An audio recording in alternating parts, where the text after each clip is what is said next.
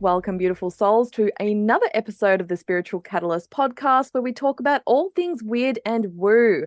I am your host, Sarah Lyons, founder of newerschool.com.au. And today here we have Erin, Stabile, and we're going to be talking about clearing mindfuckery and deeper spirit connection. So just a little quick intro about Erin. She guides lightworkers to break through their intuitive and mediumship blocks rapidly, create massive connection and expansion in their spirit team, intuitive, mediumship, and healing gifts, all the things. She works in those high realms, past lives, achieving healing, clarity, activation, and helps souls unleash their spiritual superpowers. I just love this, Erin. Welcome to the show, and I can't wait to hear about clearing mind fuckery and deeper spirit connection. This sounds fascinating. Thank you. Thank you for having me on. It's really, I have podcasts and I love being on them. You just get to know people and what they do and their stories. It's just awesome. So Beautiful. Love it. So tell me, what's this concept of clearing mind fuckery and deeper spirit connection? What's that all about? oh, the angels are already tickling my head. So they're all excited. Love it. You know, for me, I really didn't start my spiritual journey until I was 39, and severe anxiety, depression, panic attacks. I'll say severe empath. Like I could feel people's emotions. I didn't really understand any of that, and just like in the last year or so, I've also learned I have ADHD, which totally makes sense since my kids have it. But what I really learned on my journey was I just kind of threw down with God. I had gastric sleeve surgery, and then I'm like, I need something. I hate my fucking life. I love my kids. I love my husband. I just really hated my life. I've been through therapy and medication and never had relief of anything, and so I had gastric sleeve surgery. I'm like, I need something. And I kind of had broken up with God for quite a while because my mom died when I was 16. So I kind of broke up with him, and I was like, fuck you. We're taking the one person of my life. And what in that recovery, it was like December 20th of 2017. And within a couple of weeks, I met my spiritual mentor, and she's like, I think you need to do Reiki, like be attuned for chronic pain. So I had chronic pain, with everything else. And so I began Reiki attunements, and my intuitive gifts just exploded. And then it was so overwhelming and confusing because it's like I had so much mindfuckery. There was so much like, is that really spirit? How could I get that message? Why would that spirit come to me? Why would that celebrity or being or soul Absolutely. or, who the hell am I to channel things like that? So there's so much mindfuckery. So what I really witnessed in myself was, as I learned to meditate and calm my mind, which was fucking hard. It took me a long time to be able to meditate. And calming the mind, like the calmer I could get my mind and maintain the calm mind, the easier spirit connection is. Now for me, it's instant. I don't even have to finish a thought before you get that inside information from my spirit team, somebody else's spirit team, a loved one, whatever. Absolutely. But that was one thing that I really learned was the more mental chatter. So your ADHD, your anxiety, your panic, your doubt, your fear, your ego, all of that mindfuckery really messes with your ability to connect with spirit. Can you still connect to spirit? Absolutely. Is it way harder? Fuck yeah, it's way fucking harder. Like way harder to maintain and have an easy connection to spirit is what I like to say. So, that was what I really learned for myself on my journey. Because I will say I was about 8 or 9 months into my real healing journey. I started working in the Akashic records and shamanism and DNA activations. And what I learned for myself was I didn't feel the weighted blanket of life anymore. I was like, wait, like I remember one meditation that I was doing, and I've not strangely, but strangely witnessed a lot of death and dying and suffering in my life. And starting at like age 9, and that meditation, I just remember it was like my grandpa's, because both of them suffered. My mom suffered, a few other people that I had witnessed through the harsh dying process. They were all laid down on this beach, and my grandpa was the last because he would snatch me up and just ask me to kill him. Just kill me. Why don't you just kill me? Like, for a 9-year-old, that's fucking traumatizing. And I didn't realize how much I was holding on to that. So then at the end, he's like, okay, now you can release us all. And I'm like, what do you mean? And he goes, okay. So he just unzipped me. Like he just started at the back of my head, unzipped me, and like me, like a meat suit part of me just dropped Yeah. to the beach. And it was like it allowed a whole layer of me to be released. So and then I really started noticing like I didn't have the weight of the world. I call it like the weighted blanket on my soul Mm. anymore. I was like, well, I'm not waking up all night panicking. I'm not worrying about an email or a comment that I made or like, what Mhm. the, like, it was not Yes. what I was used to. You know what I mean? So, what I really recognized was the calmer that my mind was, the easier stuff with spirit is because I'm not doubting what spirit is bringing me. I'm not overthinking. I'm not, if some weird ass spirit comes in, being energy, demon, entity thing that I got to clear, there is absolutely no fear, no worry, no anything. I'm just like, okay, what do we do about it? You know, but before it was, oh my God, you just go into that fight or flight, the panic, like, who am I? I'm not a good medium. And you just hit all of those roadblocks. So, you know, on my journey, that was what I learned. Like, we have to clear. The clearer your mind is, the easier spirit work is. The easier it is to connect to your soul, to your client souls, to past lives, to whatever it is you're trying to accomplish in your healing work or whatever you're calling yourself, you know. And that was just, it's just something that I work with people on when I work with them as well. Like, we got to get rid of that because Yeah. the harsher it is, and that's not to say I don't have days, that I don't have times. That's just to say my anxiety is no longer in control of me. My panic, my depression, the mindfuckery, the overwhelm, that stuff is no longer the driver of my bus. I'm the driver of my bus.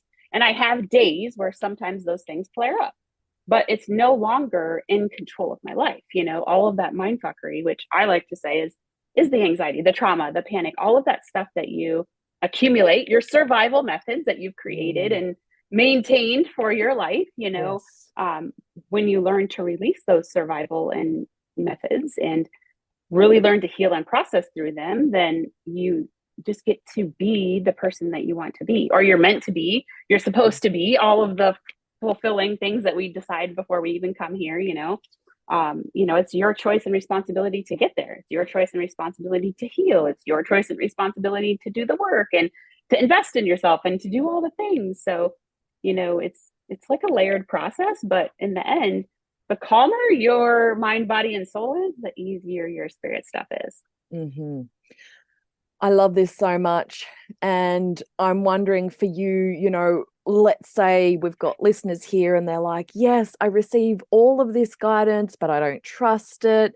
Um, what would your process be? Because, you know, I've been through this journey myself, having specific angels or high, what we call high level guides come to me, and I'm like, I remember thinking, who am I to have, you know, Archangel Michael has been my main guide for years now, and in the early days I was like, why would he come to me? Who am I to share his messages? You know, all of these beautiful messages coming through for the collective, and I was like, who am I as this little human to share these messages? And Yep.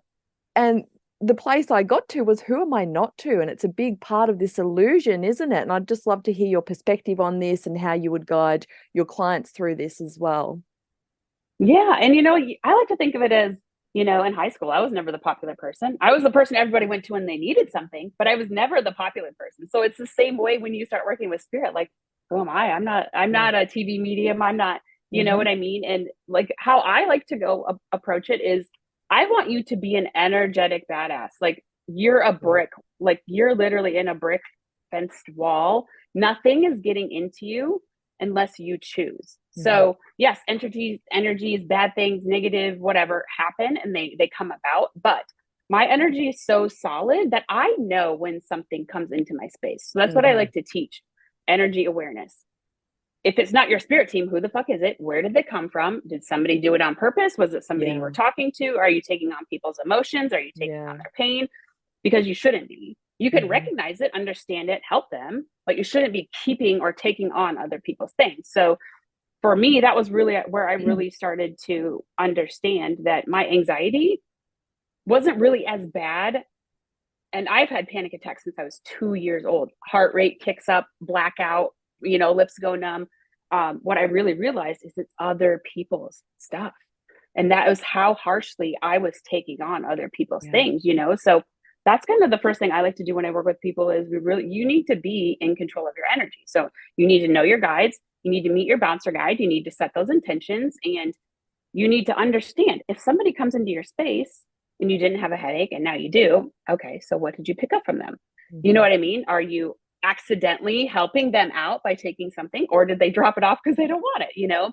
But really being like, I like to say, just like, I don't want to say the word Hitler, but that's the word that's coming to me, like very regimented in your energetic space, you know? So, you know, when your teenager comes home in a shitty mood, like, ooh, the house was fine and now it's not. So the more you are aware of energy, yours, your spirit team, your family's spirit team, the easier it is to understand when something is happening, you know what I mean? Or something is going on energetically. And then it's way easier for the mindfuckery, because if you were fine, and my kid who likes to go to graveyards, I'm like, did you clear before you came home? You know what I mean? And she's like, yeah. And I'm like, the fuck you did. You know what I mean? Like, and so like, I know, or she'll be like, hey mom, there's a weird guy watching me when I take a bath, which, okay, we just need, you know what I mean? So my kids are very much in tune as well. So luckily they haven't had to shut their stuff off. So, you know, it's really being aware of your energetic space. And like, you should know if a dime drops, you should know, okay, what was that? Did a rando just come in? Did I, you know, am I on social media? Am I, do I have a client? Is it somebody just book a call? That happens to me a lot. Somebody just booked a session, or, you know, wants to have just a call to work with me or whatever. Like I automatically, spirit's like, okay, you know, this is the past life. This is like, they're already like hitting me. And I'm like, okay. And then I stop it, you know, like, okay, I get it. But I'm not open to like take it all in that moment. You know what I mean? So, but it's really about being in control of your energetic space. Like, I want you to be like a robot. You have strict boundaries. You set your bouncer guide. Nothing is allowed in. Your spirit team is allowed. Like, I have a 6-foot rule, so my spirit team's allowed in. And then no other randos. So if I get the weird clicking in my left ear or spirit, that's randos. My right ear is my spirit guides, but my guides know where to touch me. I created that system. Like, my main guide touches me here. My mom, you know, and spirit touches me here. I know angels go from my head. Isis my back. Like, I created that, because you cannot also be energetically open to spirit all day long either. That's too draining and exhausting. And I've had a career of marketing and design. So when you're busy mentally all day long, and then you're like, well, I don't want to miss anything from spirit. So then you leave yourself open. Then you're just opening the floodgates for problems. So I like to have people create signs with spirit, whether it's visual, touch, whatever it is. Then, you know, if my main guy touches me, like, okay, what's up? So it's either maybe a cool thought is coming and I need to remember, or something's coming, you know, but it's really about creating all these signs, and just really, I like to say, being in control of spirit, but not controlling spirit. Like, you want to be in control of your energy and your space. You want to be in control of who's in your space, when, where, why, but you don't want to control who comes to you. Like, there might be really cool guides or angels. I'm open to everything, you know, galactic and whatever. So when I do past life work or all kinds of work, all kinds of weird shit comes in. I am not closed off to any being or thing. You know, sometimes people are like, oh my gosh, it takes them a little bit to like soak it in. But I also know I have no fear. I'm not worried about anything that comes in, because whatever comes in, I can remove. Even if it's a negative or an attachment or something bad, I'm not worried. You know what I mean? Where I grew up in paralyzing fear because I was afraid. I grew up Catholic. So it took a little while to deprogram that, but you know, it's just really being like I said, control of your energetic space, but not being a control freak. Like, I really just ask spirit, okay, this is what I need. Who needs to come in? Like, I don't call on angels. I don't call on certain things. My bouncer guide, my spirit team, yes. Their spirit team, yes. But otherwise, whoever, maybe usually grandmas like to push to the front of line, but whoever or whatever they need is who steps forward. And I don't control. Like, when I'm doing deep dark clearings, I use my 4 people that I always use because I trust them. But sometimes those people have people that come in, or beings, or, you know, maybe it's a medicine man or something. I'm just very open with everything. I prefer spirit to do it and help me out and tell me what we need to do. And instead of me trying to control it, because what I found even in my students is when you try to control everything, nothing ever really works. Like, when my protection methods are like, okay, just ask spirit for what you need and let it be. And they're like, no, it can't be that easy. I'm like, I fucking guarantee if you do it, you won't have a problem. And because I have one student and she's just like, I do the bubble and I do this and I do this. I said, yeah, it's not working, is it? And she's like, no, I never feel protected, because I never felt protected. So when I literally learned to be like, ask for what I want and trust, Yes. That was really when, for me, when spirit really, is that easy? No, it's not easy. It takes practice, you know what I mean? But like I said, controlling what you're doing, but not controlling what spirit brings you, So Mhm. you have to have that openness with it. But that's where I like to really focus, because it all starts with you and what you're allowing and what your intentions are, and then it builds out, So Yeah, um, if you're absolutely. just loosey goosey and open to everybody, then everybody's going to show up at your doorstep, and you're going to be Mhm. so confused and overwhelmed because you have 500 spirits trying to be like, oh my God, she can hear us, she can see us, blah, blah, blah. Then you're just, I like to say, it's like, I call it like dodgeball. You don't know who the hell's throwing something at you. You don't know who or what to ask for. So that's why I make them line up. There's just a system, you know what I mean? And however that system works, you have to create a system that works for you. But being in control of the system is important, I think. Yeah. Yeah. Absolutely. And this is so important, especially for those listeners who may be entrepreneurs and online for many hours of the day. What tips would you give to them, who maybe haven't, maybe aren't yet discerning of their energy and the boundaries that they have up? Yeah, I mean, I like simple things. Like, you can, when you're done just touching your phone, your computer, just like ask, and just you just do this and be like, I just need to clear the energy. A lot of Yep. times I like to wipe off in this manner, like, Yep. okay, anybody's thoughts, feelings, emotions, actions, reactions that are not mine must go. And I just do it that simply, and I use pendulums sometimes. And it's also an intention that I have with spirit. Like, other people's things they're just not allowed. I get them as a hit if I need to check on somebody, but I don't take it in and keep it. So Hmm. that is something that I've just really solidly built with spirit over time. So I feel you have to kind of gauge that with yourself. Do you reinforce that? Yes. Do your boundaries need to change as your abilities? And yeah, like the class that I teach, their boundaries need to shift every 3 days because we're rapidly shifting things. Yeah, So, I love that. they're like, well, my protection isn't working. And I'm like, yeah, because you're sending. You need what you did last week isn't going to work this week. So, it's always that awareness of, well, I feel tired. My brain is foggy. Like, okay, then you need to readjust. Your protection and clearing isn't working like it used to. So, that's kind of a good marker to know, like, if your stuff was working and now it's not, if you're growing and healing and your mind is getting clearer, you need to readjust your boundaries too. Hmm. Hmm. Beautiful. Such invaluable advice for the listeners. And Erin, thank you so much. It's so obvious that you are embodied in your experience. So for the listeners that are like, man, I need I need some of this. Where can we find you? Yeah. So my website is Vintage Moons. So I love past life work. I love old stuff, and I love the moon. So that was just my business Beautiful. name. So Vintage Moons, and then I think my personal profile is like Erin Morgan Stabile. But Vintage Moons is my business. So Vintage Moons, Erin on Instagram, and then I think Vintage Moons on Facebook, Pinterest, TikTok. So it's all pretty much the same. But I believe they're all available on my website too. So if you just start there and go to socials from that too. But you're probably linking this on social, I would assume. So you Yeah. know what I mean? Yeah. There's probably lots of ways people will find me. But yeah, Yeah. so the website, you can ask questions or sessions, programs that I have, whatever it is, or just follow and just check out what's happening, and all of that's cool with me. So Beautiful. I'll make sure that we pop those links in the episode details. Erin, thank you so much again for being here.